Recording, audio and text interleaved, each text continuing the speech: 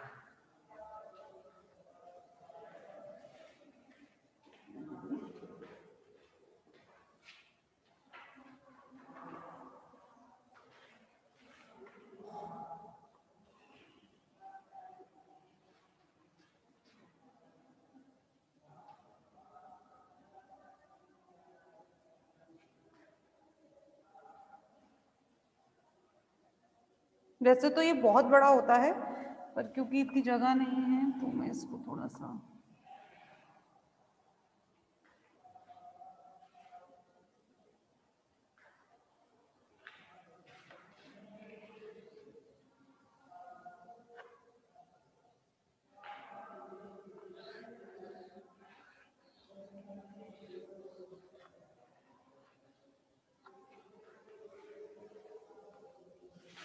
ये जो पोर्शन आप देख रहे हैं मैम, ये विजिबल है?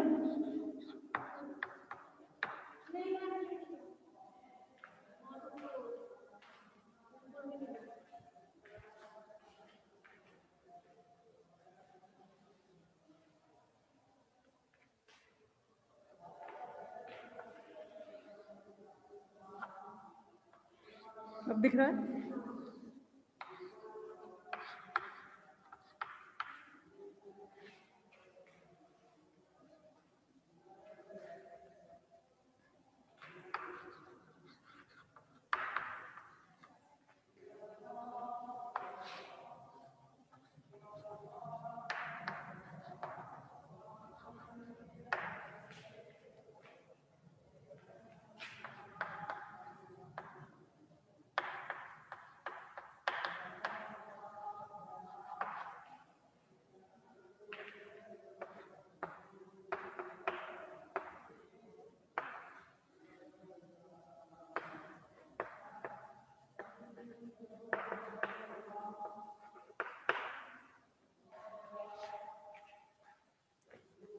ये जो आप देख रहे हैं इसका, ये पूरा स्ट्रक्चर है, एक्सटर्नल स्ट्रक्चर फ्यूनेरिया का, ठीक है। ये क्या है? फ्यूनेरिया का एक्सटर्नल स्ट्रक्चर है, जिसकी बात हम कर चुके हैं। कौन कौन सा? ये जो आप देख रहे हैं एक्सिस, मैंने आपको बताया था एक्सिस इसमें प्रेजेंट होता है, it is the most advanced member of the bryophyte.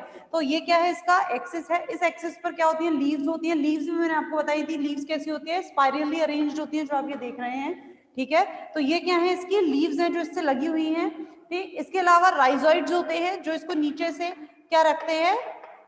जुड़े हुए रखते हैं, ठीक। इसके अलावा हमने बात करी है गैमेटोफाइट के ऊपर क्या प्रेजेंट होता है? Sporophyte in the bryophyte. Bryophyte में गेमेटोफाइट के ऊपर स्पोरोफाइट प्रेजेंट होता है। तो ये जो पोर्शन है ये क्या है इसका, गेमेटोफाइट यानी कि मेन बॉडी, डोमिनेटिंग बॉडी, और इसके ऊपर क्या प्रेजेंट है, स्पोरोफाइट। ये जो स्पोरोफाइट है जो आप देख रहे हैं स्पोरोफाइट, इसके ऊपर आप कवरिंग देख रहे हैं, और ये कवरिंग क्या है आपकी, कैलिप्ट्रा। ये कवरिंग क्या है आपकी, कैलिप्ट्रा।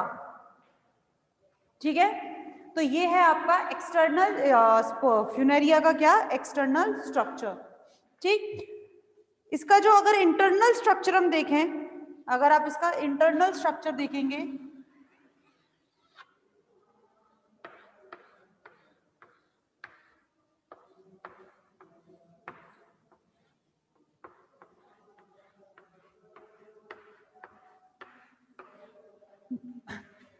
ये क्या है इसकी ऊपर की एपिडर्मिस,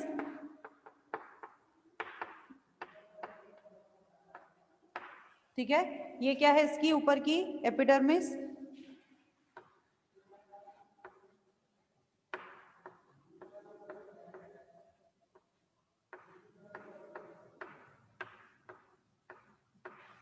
ये बीच में क्या रहता है इसका, सेंट्रल स्ट्रैंड।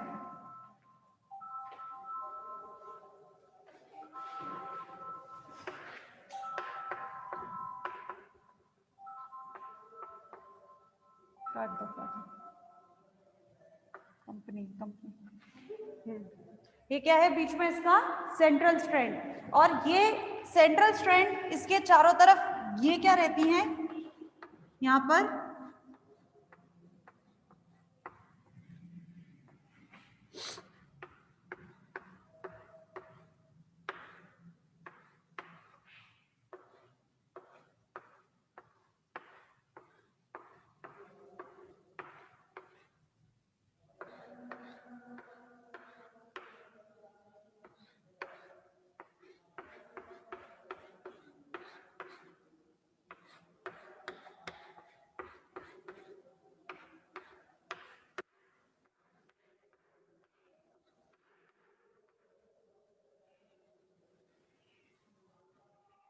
देखो, ठीक है,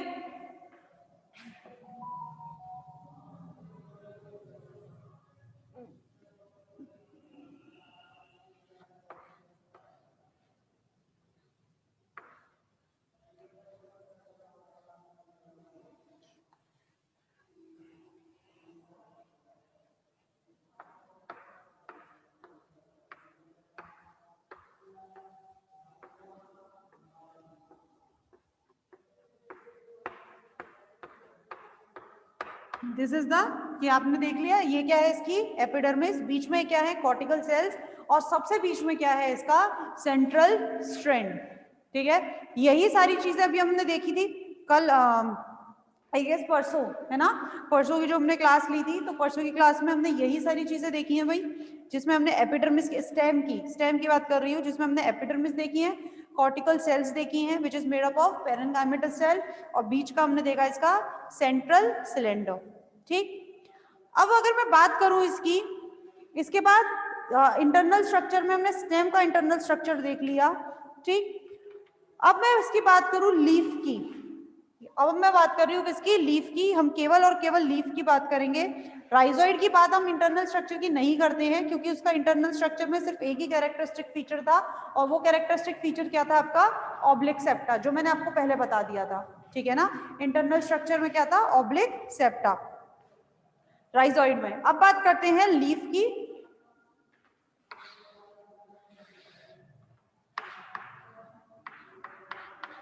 लीफ, ठीक, तो लीफ में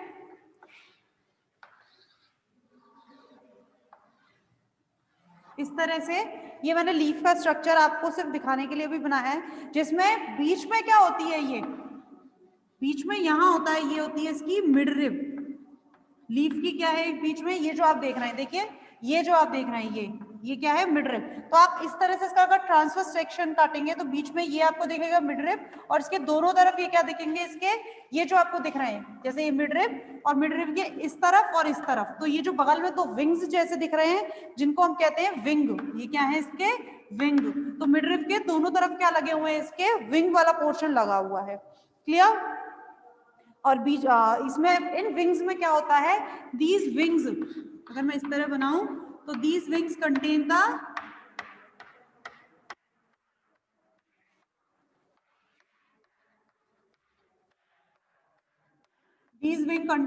क्लोरोप्लास्ट। इन विंग्स के पास क्या होता है बच्चों? क्लोरोप्लास्ट होता है, ठीक है, which is responsible for the formation of the food. ठीक, तो ये इसका स्ट्रक्चर है लीफ का और स्टेम का। ये पूरा स्ट्रक्चर मैंने आपको बना दिया है।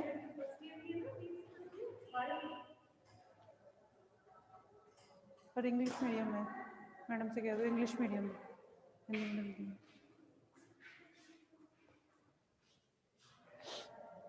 क्लियर बच्चों?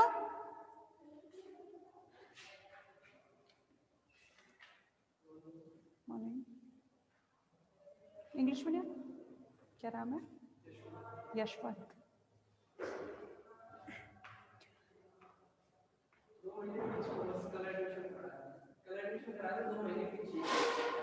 ओके,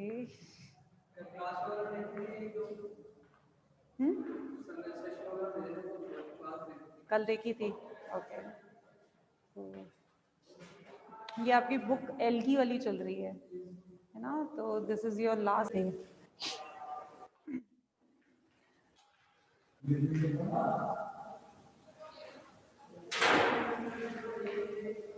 ये वाला हो गया बच्चों आपका। This is the Funaria. एक बार और बता देते हैं व्हाट इज द फ्यूनेरिया। जो है क्या है आपका? ब्रायोफाइट का मेंबर है। Funaria is a moss. Funaria is a true moss. ठीक, फ्यूनेरिया ब्रायोफाइट का सबसे लास्ट मेंबर है। It is the most advanced member of the bryophyte. Bryophyte का सबसे एडवांस्ड मेंबर है, तो हम ये कह सकते हैं कि it is more advanced in the bryophyte, so that's why it shows the mostly similarities with the pteridophyte. ठीक है, ब्रायोफाइट। अच्छा, इसको ये और क्या कहा जाता है ब्रायोफाइट को? It called as the aquatic animals, या मैं ये कह सकती हूँ they are the aquatic plant of the plant kingdom. Aquatic organism इनको भी बोला जाता है। क्यों? क्योंकि लाइक द एक्वेटिक एनिमल्स, इनके क्या होता है? एक्वेटिक एनिमल्स क्या होते हैं भाई? जो हम बात करते हैं amphibians, amphibians of the plant kingdom. They are bryophyte are the amphibians of the plant kingdom. And what the characteristic of the amphibians? कि जो amphibians होते हैं, amphibians से पहले हमारे कौन से आते हैं? amphibians से पहले हमारी आती है fishes, ठीक है, और amphibians के बाद हमारे क्या आते हैं? reptiles. तो amphibians वो होते हैं जो land और water दोनों पर survive करते हैं। क्यों? क्योंकि लैंड पर ये सरवाइव तो कर सकते हैं, बट फॉर द रिप्रोडक्शन इनको पानी की जरूरत होती है। ठीक है, और आपके एम्फीबियंस में कौन आते हैं? Frog, toads, they all are the amphibians. Same bryophytes का है। ब्रायोफाइट से पहले क्या है? एल्गी। ब्रायोफाइट्स के बाद क्या है? टेरिडोफाइट। ठीक, तो एल्गी वाला पोर्शन क्या है? विच इज कंप्लीटली एक्वेटिक, और टेरिडोफाइट क्या है? Which is completely terrestrial. So bryophyte are the middle of them, कि इनको अपने रिप्रोडक्शन के लिए पानी की जरूरत पड़ती है, लेकिन ये रहते कहां पर हैं? आपके लैंड पर। ठीक, फ्यूनेरिया जो हम पढ़ रहे हैं, Funaria is the most advanced bryophyte, so it shows the mostly similarities with the pteridophyte. अच्छा, इनका स्ट्रक्चर मैं आपको यहां बता रही थी। ये जो स्ट्रक्चर आप देख रहे हैं सामने, ये फ्यूनेरिया का स्ट्रक्चर है। ब्रायोफाइट की में हम बात करते हैं। ब्रायोफाइट में दो मेन फेजेस होते हैं। दो मेन फेजेस कौन से हैं? एक होता है gametophytic phase. Gametophytic phase. What is the gametophytic phase? Gametophytic phase is the most dominant phase. Gametophytic phase क्या है? ये डोमिनेंट फेज होता है। डोमिनेंट फेज, और साथ में कैसा फेज है? ये इंडिपेंडेंट फेज है।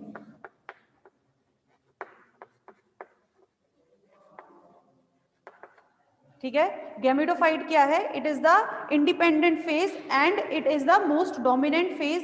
जो मेन फेज होता है प्लांट का वो यही होता है। साथ में यही क्या है? इस ब्रायोफाइट का रिप्रोडक्टिव फेज है, यानी कि जो रिप्रोडक्टिव ऑर्गन्स हैं वो कहां मिलेंगे? गैमेटोफाइट पर ही मिलते हैं। So it is also the reproductive phase.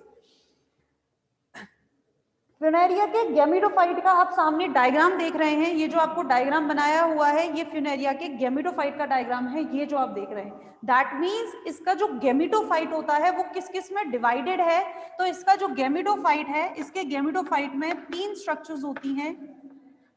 कौन कौन सी तीन स्ट्रक्चर होती हैं? एक होता है स्टेम, जिसे स्टेम क्लियरली हम नहीं बोल सकते, because stem is a clearly part of the pteridophyte. ठीक है, तो इसको स्टेम ना बोलकर इसको बोलते हैं हम इसकी मेन एक्सिस। ठीक है, इसको स्टेम ना बोलकर हम क्या बोलते हैं, इसकी मेन एक्सिस, जो ये आप देख रहे हैं, ठीक है। तो ये क्या है, इसका स्टेम या एक्सिस। दूसरा इसका पार्ट होता है लीव्स, दूसरा इसका पार्ट है लीव्स। इसके लीव्स की कैरेक्टरिस्टिक फीचर्स होते हैं कई सारे। पहली चीज तो क्या है कि जो इसकी लीव्स हैं, वो इसकी लीव्स कैसी होती है, इसकी लीव्स होती है स्पाइरली अरेंज्ड। इसकी जो लीव्स होती हैं वो कैसी होती हैं, स्पाइरली अरेंज्ड होती हैं, एक्सिस पर चारों तरफ ये लगी हुई होती है, स्पाइरली अरेंज्ड होती हैं। तीसरा जो इसका पार्ट होता है लीव्स के अलावा, वो क्या है, rhizoid. What is a rhizoid? Rhizoid basically a root, ठीक है। Rhizoids basically a root which is similar to the roots, but we are not called them the true roots. Rhizoids को हम ट्रू रूट्स नहीं कहते हैं, तो इनको basically हम क्या नाम देते हैं, राइजोइड। इनका काम वही होता है, support to the plant and the absorption. Clear? ठीक। अच्छा, अब ये तो पार्ट हो गया, ये जो आपने यहां से लेकर और यहां तक ये जो आप देख रहे हैं, this is the gametophyte. Gametophyte के ऊपर लगा होता है इसका sporophyte. It is the characteristic feature of the bryophyte. कि ब्रायोफाइट में मैंने आपको बोला, एक तो होता है इसका, दो फेज होते हैं, gametophytic phase which is a dominant phase और इंडिपेंडेंट फेज। इसी गेमेटोफाइट के ऊपर लगा होता है एक फेज, और वो कौन सा फेज होता है, स्पोरोफाइट। इसी के ऊपर एक फेज लगा होता है, कौन सा, स्पोरोफाइट। स्पोरोफाइट नाम से समझ में आ रहा है, गेमिटोफाइट यानी कि जिसमें गैमीट्स बनेंगे, गेमिटोफाइट जिसमें गैमीट्स फॉर्म होंगे, और स्पोरोफाइट जिसके अंदर स्पोर फॉर्म होंगे। गैमिटोफाइट जिसमें गैमीट्स बनते हैं, और गैमीट्स किससे बनते हैं, थ्रू द रिप्रोडक्शन। तो ये रिप्रोडक्टिव फेज है। और स्पोरोफाइट क्या है, जिसके अंदर स्पोर बनेंगे। क्लियर? स्पोरोफाइट में स्पोर बनते हैं, लेकिन ये डिपेंड किस पर है, ये डिपेंड होता है किस पर, गैमिटोफाइट पर। ये आपका एक चैप्टर मैं बहुत क्लियरली आपको एक पहले करवा चुकी हूँ, जिन जिन बच्चों ने पढ़ा है उनको पता होगा। एक चैप्टर हमने करा है स्पोरोफाइट, एक बहुत ही इंपॉर्टेंट चैप्टर है ब्रायोफाइट पोर्शन का। इसका नाम है evolution of sporophyte. Evolution of sporophyte में जिन बच्चों ने नहीं पढ़ा है, जो है यहाँ पर, उनके लिए भी थोड़ा सा मैं दे देती हूँ।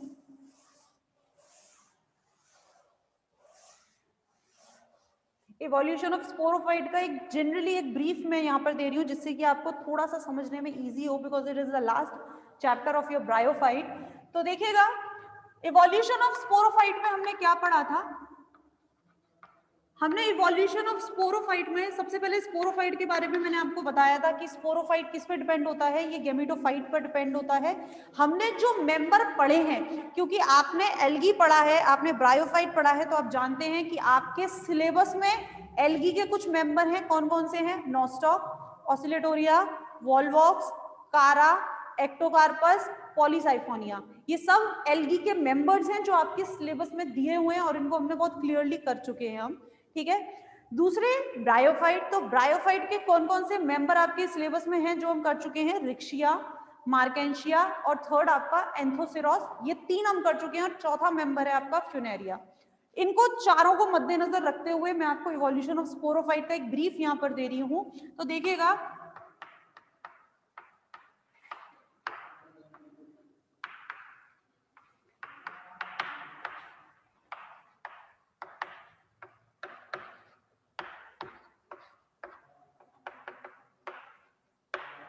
इनके बीच में और भी मेंबर हैं जो मैंने आपको इवोल्यूशन ऑफ स्पोरोफाइट में कराए हैं, लेकिन वो मैं बात यहाँ क्यों नहीं कर रही हूँ, क्योंकि वो मेंबर केवल आपके इवोल्यूशन ऑफ स्पोरोफाइट में है, वो आपके स्टडी में या सिलेबस में नहीं है। तो मैं केवल इन चारों को लेकर बात करती हूँ आपसे। रिक्शिया और मार्केंशिया, ये दोनों जो है, इन दो, ये कौन सी क्लास के मेंबर हैं, ये दोनों हैं आपके हिपैटिकोप्सिडा के मेंबर। एंथोसिरोस कौन सी क्लास का मेंबर है, तो इसकी जो क्लास है वो है एंथोसिरोटॉप्सिडा। एंथोसिरोस की जो क्लास है वो है एंथोसिरोटॉप्सिडा, और फ्यूनेरिया की जो क्लास है वो है ब्रायोप्सिडा। फ्यूनेरिया की जो क्लास है वो है ब्रायोप्सिडा। इसका मतलब यहां पर आपकी एक और चीज क्लियर हो गई कि ब्रायोफाइट को तीन क्लासेस या तीन ग्रुप्स में डिवाइड किया गया है। वो तीन ग्रुप्स क्या हैं, हिपैटिकोप्सिडा, एंथोसिरोटॉप्सिडा और ब्रायोप्सिडा। क्लियर? ठीक है, तो ये चीज भी आपके यहाँ क्लियर हो गई। साथ में एक और चीज जो मैं यही बताना चाहूंगी क्या है, हेपेटिक ऑप्सिडा के मेंबर्स को कहा जाता है लिवरवॉर्ट्स। हेपेटिक ऑप्सिडा के मेंबर को कहा जाता है लिवरवॉर्ट्स। ये उन बच्चों के लिए जिन्होंने पहले क्लास नहीं ली है तो उनके लिए थोड़ा सा ब्रीफ है, जिनने लिए नहीं लिए तो आप प्लीज मैनेजमेंट से कॉन्टेक्ट कर लीजिए, वो आपको बता देंगे। तो हेपेटिक ऑप्सिडा के जो मेंबर हैं इनको कहा जाता है लिवरवॉर्ट्स। एंथोसिरोटॉप्सिडा के जो मेंबर हैं इनको कहा जाता है हॉर्नवॉर्ट्स, हॉर्नवॉर्ट्स।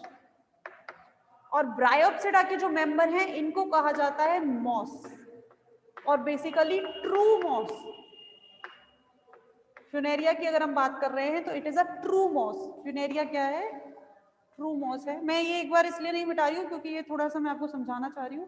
तो इवोल्यूशन ऑफ स्पोरोफाइट में मैंने आपको बताया तीन जो मेंबर्स हमने पढ़े हैं उनको लेकर मैंने आपको यहाँ समझाया, एक ब्रीफ दिया है। Riccia, Marchantia, Anthoceros and then Funaria. Riccia and Marchantia, they both are the member of the hepatic opsida. Anthosiros is a member of Anthocerotopsida and Funaria is a member of Bryopsida. Hepatic opsida के members को बोला जाता है liverworts. अब ये नाम समझते हैं, what is a liverworts. Liver का मतलब होता है लिवर लाइक स्ट्रक्चर और वॉट्स का मतलब होता है पत्थर, ठीक है। तो बेसिकली ये जो नाम इनको दिया गया है, ये नाम दिया गया है इनको स्पोरोफाइट के बेसिस पर। इनका जो स्पोरोफाइट है उसका स्ट्रक्चर जैसा है, उसके बेसिस पर इनको नाम दिया है। इसका मतलब रिक्शिया और मार्केंशिया इन दोनों के स्पोरोफाइट का स्ट्रक्चर किसके जैसा दिखता है? लिवर के जैसा दिखता है। एंथोसिरोस के स्पोरोफाइट का स्ट्रक्चर हॉर्न जैसा यानी कि सींग जैसा दिखता है। और ब्रायोप्सिडा बेसिकली इनका नाम मॉस इसलिए दिया गया है because they are green fluffy structure, ठीक है। ब्रायोप्सिडा के जो मेंबर्स होते हैं वो कैसे हैं? They are green and fluffy in nature, ठीक। अब बात करते हैं evolution of sporophyte. Evolution of sporophyte क्या चीज है? सबसे पहले जब स्पोरोफाइट की बात करी जाती है तो सबसे पहला जो मेंबर आता है दिमाग में वो आता है रिक्शिया। रिक्शिया is the most primitive member of bryophyte.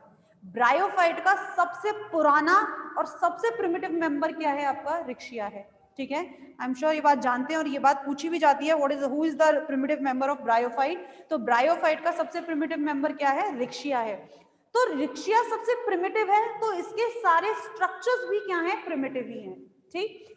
इसके स्ट्रक्चर्स में मैं बात करूं अगर आपसे, ये मैं मिटा दे रही हूं और ये स्ट्रक्चर भी यहाँ पे मैं मिटा दे रही हूँ ये, ताकि मैं आपको समझा सकूं।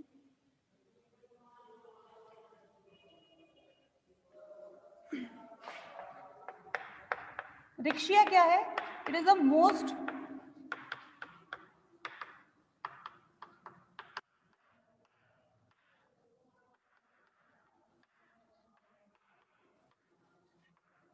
It is the most primitive member of bryophyte. Bryophyte का सबसे प्रिमिटिव मेंबर है, दैट मीन्स कि इसके पास होने वाला जितना स्ट्रक्चर है वो प्रिमिटिव होता है। हमने कहा कि जो गैमेटोफाइट है वो क्या है? इंडिपेंडेंट स्ट्रक्चर है, और जो स्पोरोफाइट है ये क्या है? डिपेंडेंट स्ट्रक्चर है।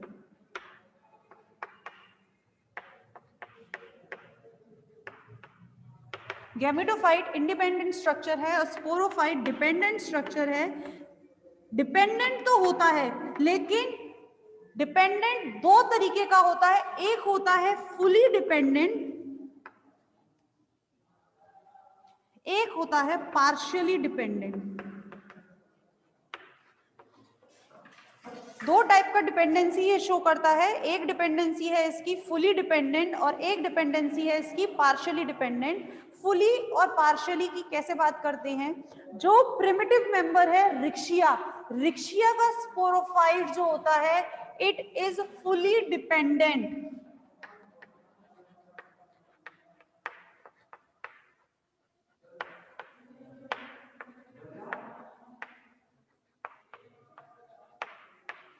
इसका मतलब क्या है कि रिक्शिया का स्पोरोफाइट अपने खाने, अपने भोजन यानी कि फूड और अपने पानी दोनों के लिए गैमेटोफाइट पर डिपेंडेंट है, ठीक है। रिक्शिया का sporophyte because it is the most primitive member, तो इसकी जितनी भी सारी चीजें हैं वो भी प्रिमिटिव होती हैं। इसका मतलब इसका जो स्पोरोफाइट होता है वो अपने खाने और अपने पानी दोनों के लिए किस पे डिपेंड होता है? रिक्शिया, वो सॉरी गैमेटोफाइट पर, ठीक है। तो इसके स्पोरोफाइट से जैसे आप चलेंगे तो रिक्शिया का जो स्पोरोफाइट है वो गैमेटोफाइट पे फुली डिपेंडेंट है, जबकि आगे जितने भी हैं आपके दैट मींस मार्केंशिया, एंथोसिरोस और फ्यूनेरिया, इन तीनों के स्पोरोफाइट,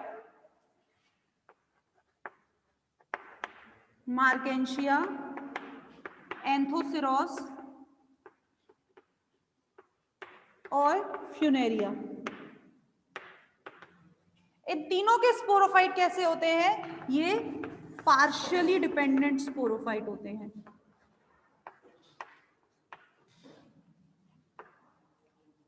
पार्शियली डिपेंडेंट, अब पार्शियली डिपेंडेंट से मतलब क्या है? रिक्शिया का जो है वो फुली डिपेंडेंट है, यानी कि खाना और पानी दोनों चाहिए, लेकिन इनके स्पोरोफाइट को केवल क्या चाहिए? वाटर चाहिए। दैट मींस इनके पास क्लोरोप्लास्ट होता है मौजूद, तो ये अपना खाना खुद बना सकते हैं, ठीक है। तो गैमेटोफाइट से इनको क्या चाहिए? गैमेटोफाइट से केवल इनको क्या? पानी चाहिए होता है, ठीक। अच्छा चलो, अब आपने एक बात तो समझ ली कि मैम हम इवोल्यूशन पढ़ रहे हैं, तो इवोल्यूशन में आपने एक चीज तो बता दी कि रिक्शिया और बाकियों को हमने डिफरेंशिएट कर दिया स्पोरोफाइट के बेसिस पर, ठीक। अब बाकी के जो मेंबर हैं यानी कि मार्केंशिया, एंथोसिरोस और फ्यूनेरिया, इनको हम डिफरेंशिएट कैसे करें? तो इनको डिफरेंशिएट किया जाता है according to the number of the sterile cell. एक बड़ा अजीब कंसेप्ट है ब्रायोफाइट का। ब्रायोफाइट का एक बड़ा अजीब कॉन्सेप्ट होता है कि जैसे जैसे ये इवॉल्व होता है वैसे वैसे इसमें number of the sterile cell बढ़ती हैं। हम कहते हैं कि हम कह रहे हैं मैडम ये एडवांस्ड हो रहा है, एडवांस्ड हो रहा है तो इसमें फर्टाइल सेल बढ़नी चाहिए, नहीं। जैसे जैसे ब्रायोफाइट एडवांस्ड होता है वैसे वैसे इसके स्पोरोफाइट में नंबर ऑफ स्टेराइल सेल बढ़ जाती हैं। देखिएगा इधर,